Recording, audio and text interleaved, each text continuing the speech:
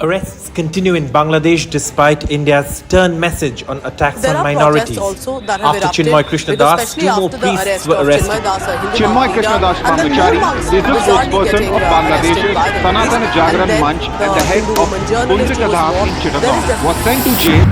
My dear friends, Namaste. Greetings to all. I'm sure you have seen in various mainstream media and social media platforms what's happening in Bangladesh. I'm here to wake you up once again because the situation is getting worse. Genocide, ethnic cleansing of minorities such as the Hindus, Christians and Buddhists is happening in Bangladesh as we speak. There has been unrest in Bangladesh for months. It has become worse of late. Bangladesh won freedom in 1971. Minority population was about 25%. Now, it is less than 8% as per some statistics. There has been heavy persecution as well as religious conversion. But now, this has become a serious terror campaign.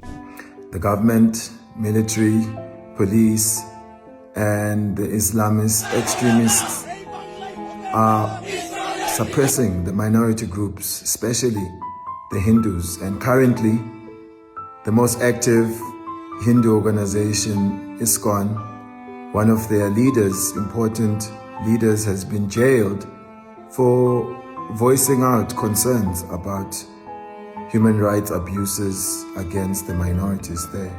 We all know the ISKCON movement. It is a global movement. They are a peace-loving and generous community all over the world. They have always added value in their societies.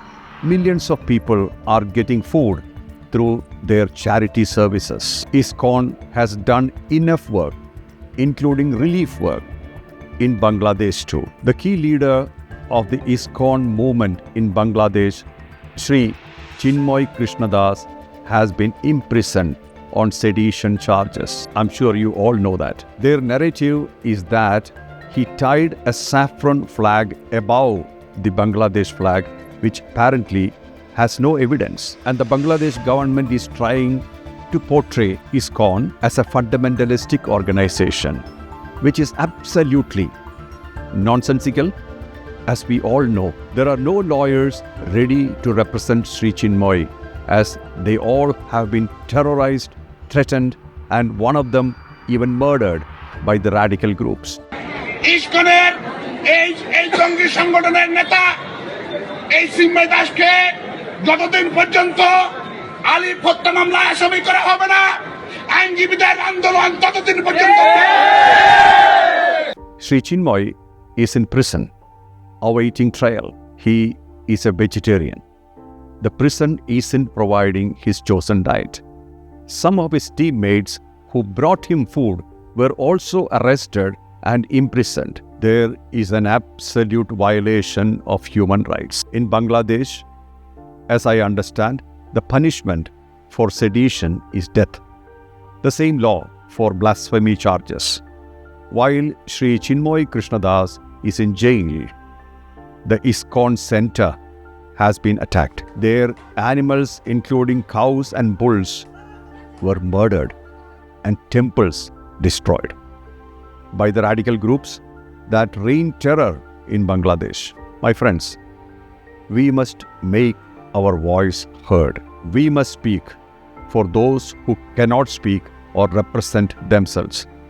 We must stand firm and speak up whenever adharma or unrighteousness takes place. Remember the story of Bhishma from the Mahabharata? As he lay on his bed of arrows awaiting death, he asked Lord Krishna why such a fate had befallen him despite leading a righteous life. Krishna replied, "This is because you supported adharma." Bhishma protested, saying he had never committed adharma himself.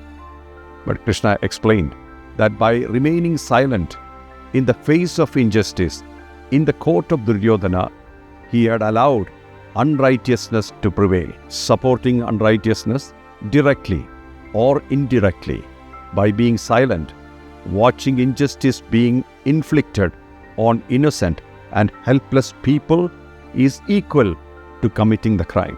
We must always remember that silence in such times is passivity. Let us not repeat Bhishma's mistake. When injustice occurs, it is our duty to act and speak. Now, coming to the scenario in Bangladesh today, reports are censored or banned, and hence most of the atrocities taking place right now are not known or shown to the world. The reports vary, yet many people have been killed. Women were raped and forcefully converted. There are videos being circulated where the sacred thread that the Hindus wear as a sign of tradition is being cut in barter to food in the refugee camps. In other words, the price of food is conversion. There are news of rape and murder of women and children. There are numerous videos of Hindu temples being vandalized, destroyed. Same with Buddhist places of worship, and an estimated 11 churches were also vandalized and destroyed. There is widespread looting of homes and shops of Hindus and other minorities. There are unexplainable atrocities committed against the minorities in Bangladesh as we speak. Remember, Bangladesh is ruled by a coalition party headed by a Nobel Peace Prize winner, Mr. Muhammad Yunus.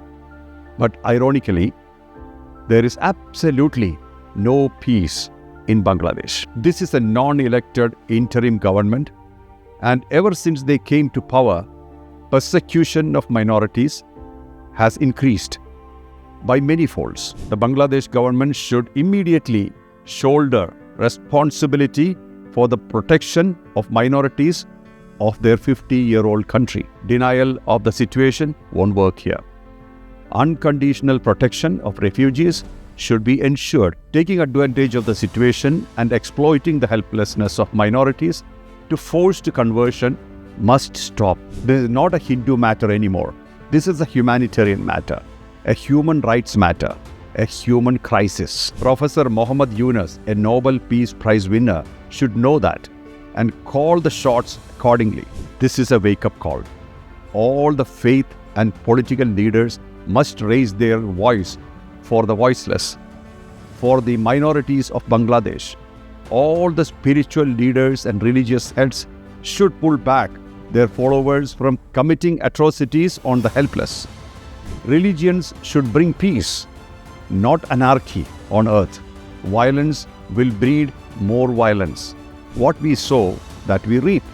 Hence, there is no time to waste.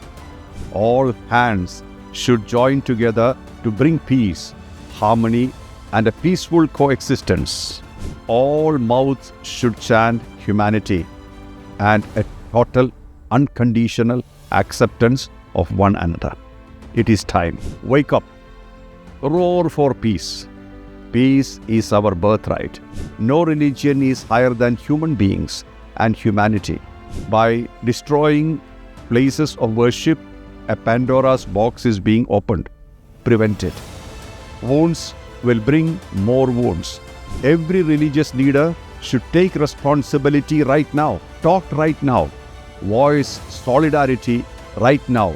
There is no tomorrow for this. Wake up and unite for justice to humanity.